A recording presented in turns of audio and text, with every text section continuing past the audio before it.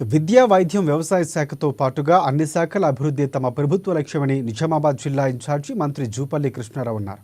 నిజామాబాద్ కేంద్రంలోని కలెక్టరేట్ కార్యాలయంలో అధికారులతో సమీక్షించారు. రెండవ విడతలో టెక్నికల్ సమస్యతో కొంతమందికి రుణమాఫీ జరగలేదన్నారు. అతి త్వరలోనే సమస్య పరిష్కారానికి కృషి చేస్తామన్నారు. గత ప్రభుత్వం దున్నని పొలాలకు కూడా రుణమాఫీ చేసి ప్రభుత్వాన్ని అప్పట్లో ముంచిందని కూడా మంత్రి ఆరోపించారు.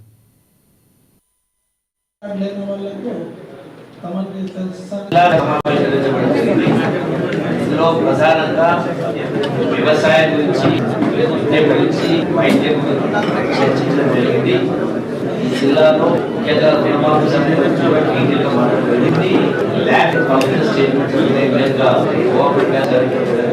టెక్నికల్ ల్యాబ్స్ కూడా ఖచ్చితంగా గౌరవ ముఖ్యమంత్రి ₹2 వాళ్ళందరికీ కూడా కుటుంబానికి 100% మాఫీ చేస్తుంది. ఈ సమస్యల